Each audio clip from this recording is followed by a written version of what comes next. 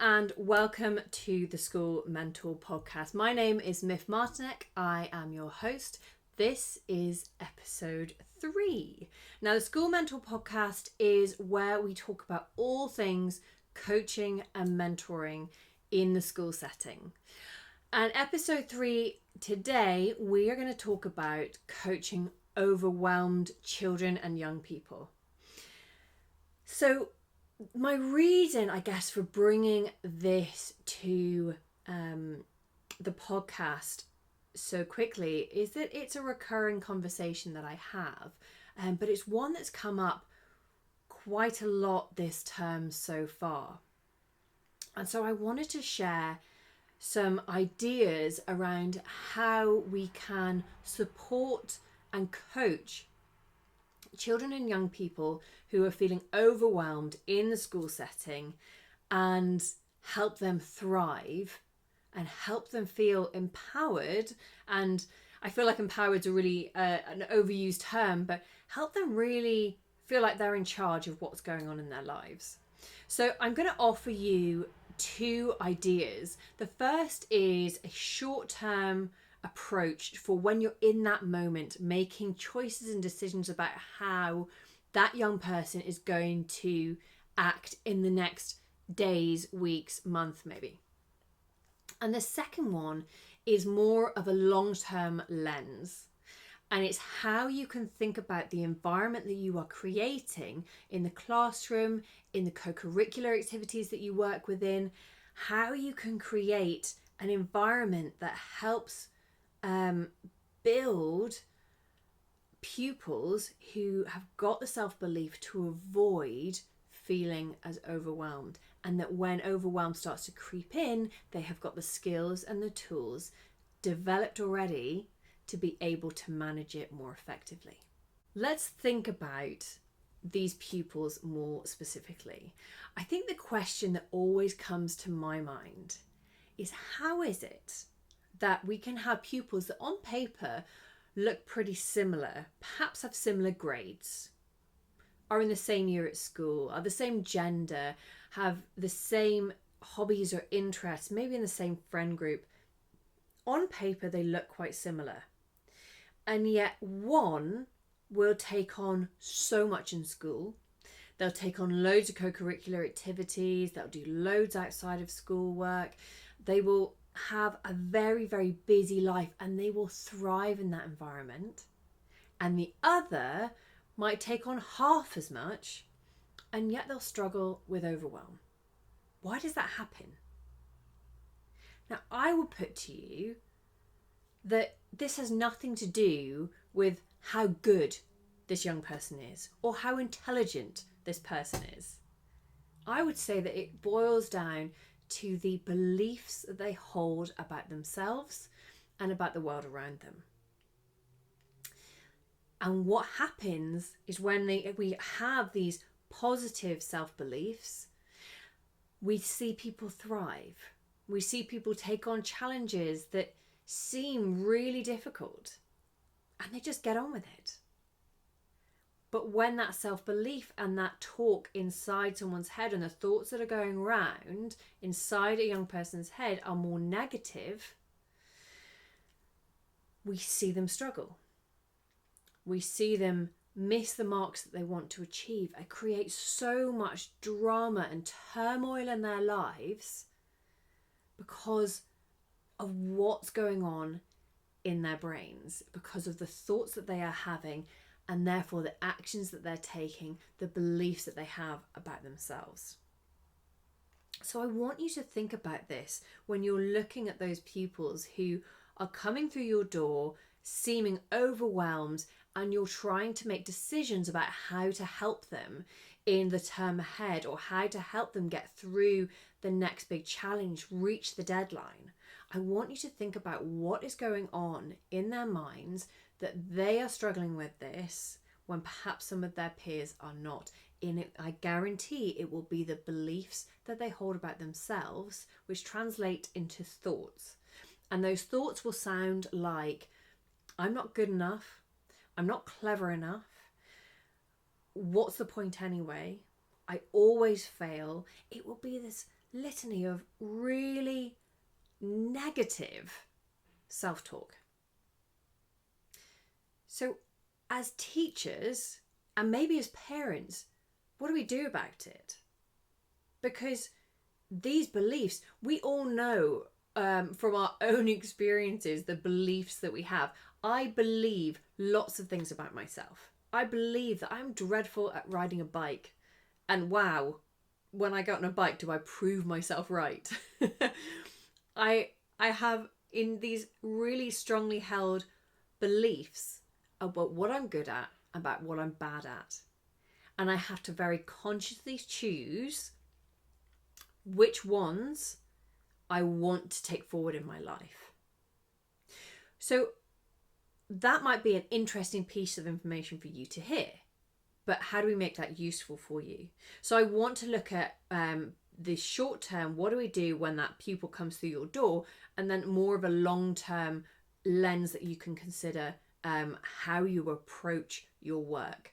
So the first one, short term, let's get really specific. Let's picture a pupil. Now I have a very specific person in my mind. They go to a boarding school. They are in year 12, lower 6th. They regularly feel quite overwhelmed, and going through the process of their GCSEs, they really fell apart. And they had lots of different people supporting them, their tutor, their house mistress. They had lots of people around them offering support, trying to help them in different ways. But they really, really struggled. Now, they did manage to get the grades that they wanted, but there was so much turmoil and drama and just dreadful angst around the process. It was a really horrible situation for them. Now, when I look at that pupil and I look at the interactions that they had, I can pick out some key points in time where it could have been handled differently. So, and I want to just put as a side note here, this has nothing to do with the care or the willingness to help or the love that was put in by the teachers and parents around this pupil. And this was all about having the right approach, but also the right focus as to how best to help. Now, some of the things that went wrong for this pupil were that when they came in and they asked for some help because they were feeling really overwhelmed, the first thing that happened was that a well-meaning tutor took a load of work off their plate and said, look, just take a little bit of time out and you can come back to this. Now, that might be a great solution. In this scenario, it wasn't. So there might be solutions that seem like a really good option, but they have to be specifically accurate for this particular pupil. And the only way that we make it accurate to the pupil is making sure that it is their decision, and not only that they have ownership of the decision, but that they also love the decision that they've made. So let me spell this one out a little bit more. So what happened for this pupil, in my mind, when this workload was taken away from them, was they went back into the boarding house and they had nothing to do. They knew that this deadline was still there, but it was just further away. And it was this sort of kick the can down the road feeling, except that the can was actually a snowball. So it was just getting bigger and bigger, because not only did they have the problem which was they didn't have much self-belief. I'm not clever enough to achieve what I want to achieve. They also then had, I'm going to fall behind in school, laid on top of that. So we compounded the problem. And then on top of that, we also compounded it by them not having any purpose with the time off that they had. Now, I'm not saying that time off is the wrong thing to apply, but if we're layering a problem of very little self-belief, I'm not clever enough to achieve the grades that I want to achieve, and we're layering that with I'm falling behind, worry, and on top of that, we're layering it with I don't manage my time well, and the things that I'm doing with my time don't make me feel like I'm creative and productive and achieving my goals. It's much more distraction. It's Netflix, it's social media, it's Snapchat. It's these things that make us perhaps feel good in the moment, but it is altogether avoidance rather than being a productive use of that person's time. So the way that we could have handled that situation differently is to do much more exploration up front. Now, when I run mentoring programs, I talk about a process of kind of visualizing steps going down and then steps building back up again. And when you're stepping down, you're exploring an option with someone. You're saying, okay, what are the things that are going to get in the way? What are the challenges going to be? What's the worst thing about this option? How can we pick it all apart and really understand how you feel about it before we take some steps back up? And the reason we do it before is so that we fully understand all of the barriers that might be in place for taking that option A over option B.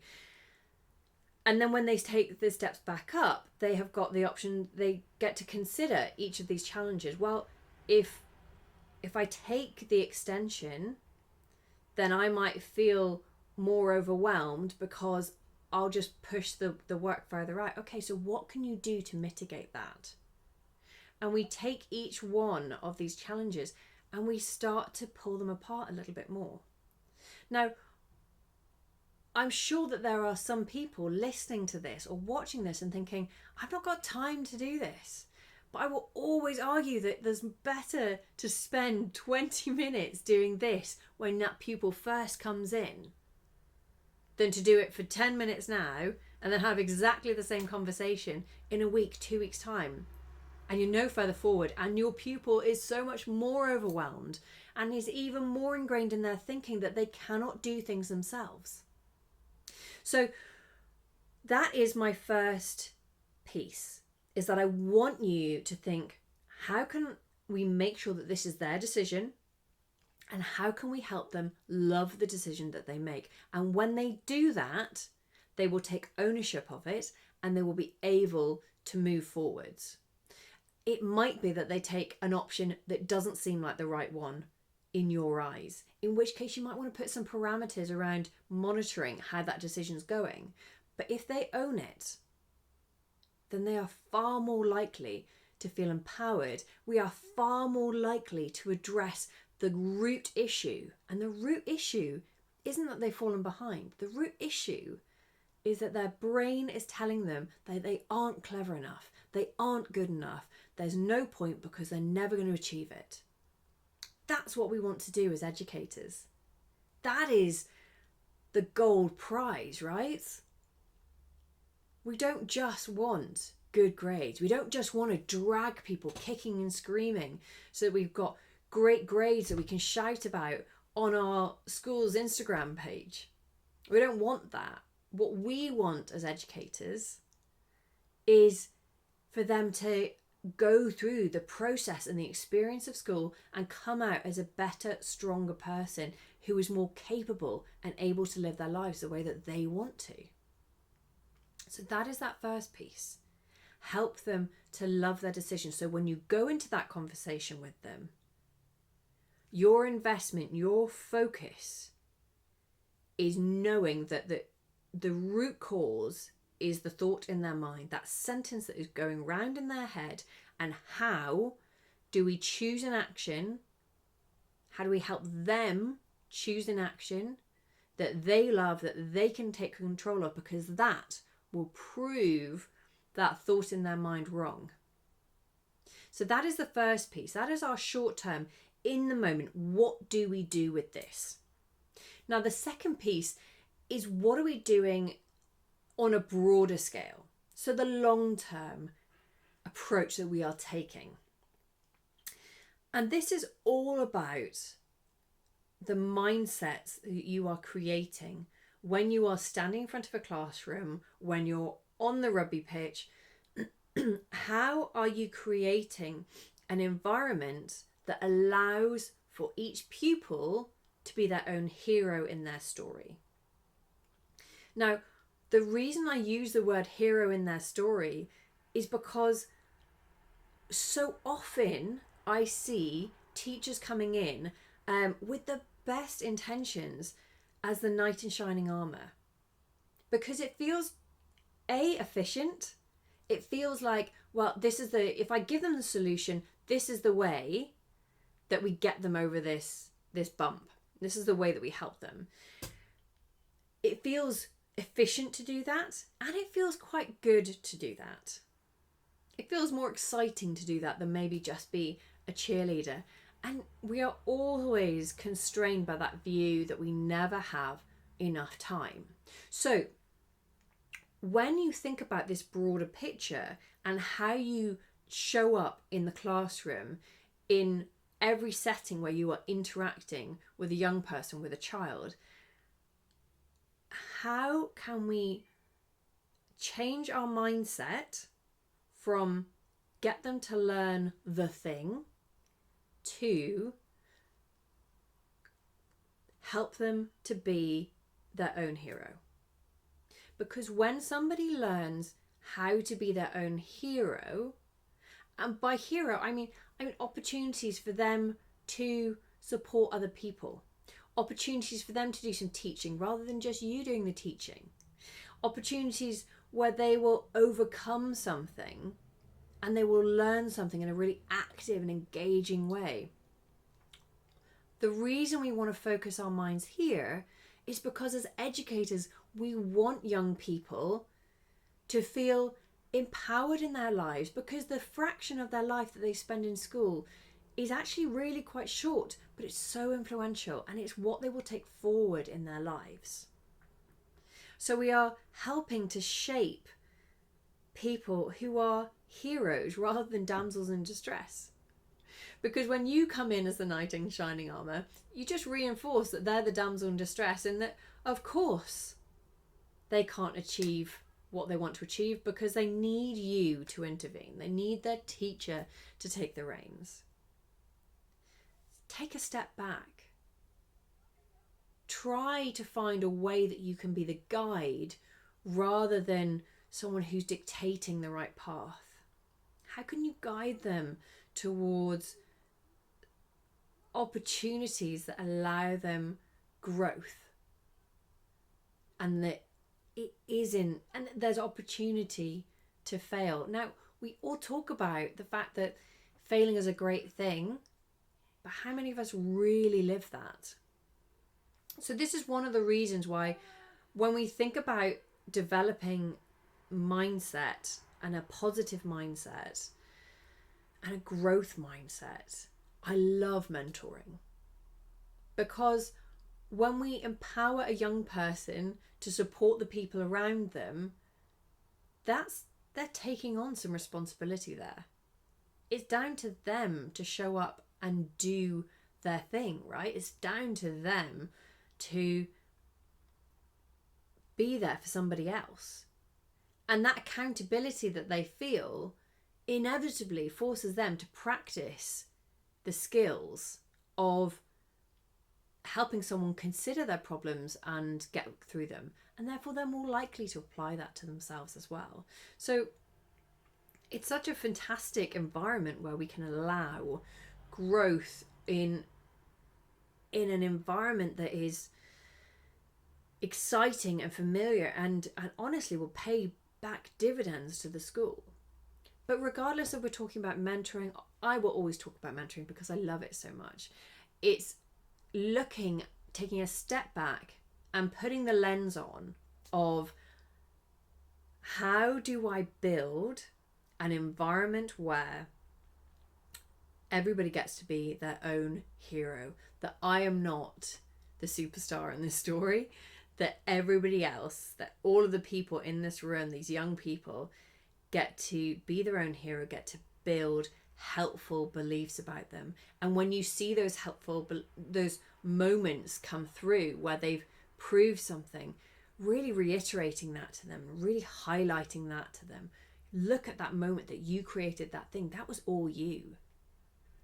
So the last thing I want to potentially leave you with here is that it is very easy to believe what we have proof for. But actually we need a little bit more faith than that. I reflect on this myself, and one of the things I've been telling myself for years is that I'm dreadful at marketing. And yet here I am recording a podcast as part of growing the message and sharing the right information about coaching and mentoring in schools, because I want to get this message out there, and that's what I'm super passionate about. And what I had to do was consider that I had this thought in my mind that I'm dreadful at marketing. And I recognized that thought, and my God, it was true. It's really true. I'm dreadful at it. But that thought wasn't helpful. Doesn't matter how true it is. If it's not helpful, then why are we allowing it to still exist? Instead, I had to reframe it in my mind. I had to choose a different thought. And so my thought now is that I'm practicing marketing. I'm practicing, which means that I can sit on this podcast and I can make a load of mistakes and I can do the editing, and it can take me twice as long as it would take somebody who's actually good at doing podcasts. But I can sit and create this without that pressure of beating myself up and telling myself that I'm no good at this. Think about the thoughts that are in someone's head, the beliefs that they have, and how you can help influence those. How you can help them to call out those thoughts and beliefs in their minds so that they can choose to actively think a different way. Or choose to accept that that thought is there and get on with doing the hard thing anyway. That is the environment that we want to create, because that is where growth happens, and that is where people build self-belief and self-confidence. So I hope that this has been a really useful soundbite for you, and maybe it's that you take away one of those short-term techniques to really focus on helping them understand and love their decision, rather than you making your best guess at the right change or adjustment that an overwhelmed child or young person needs in that moment. Or maybe it's focusing on that lens of looking at things from more long term.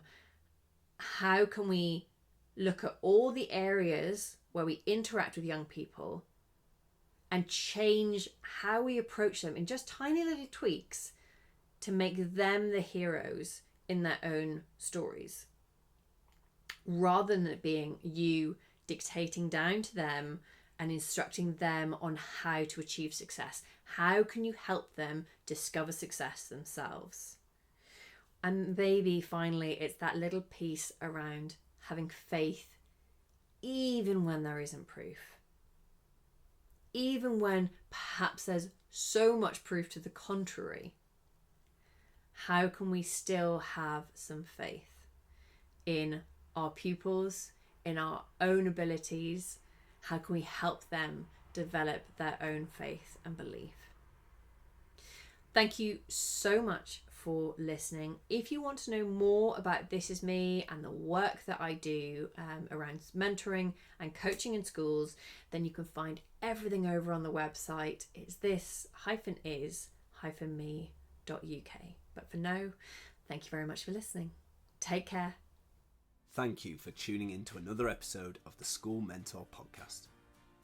We hope you're leaving today's episode feeling inspired to create a stronger, more connected school community. To access more resources, be sure to visit our website at this-is-me.uk. It would mean the world to us if you subscribed, rated and reviewed our podcast, and shared it with your fellow educators. Until next time, thank you for inspiring, mentoring, and changing the lives of the young people in your community.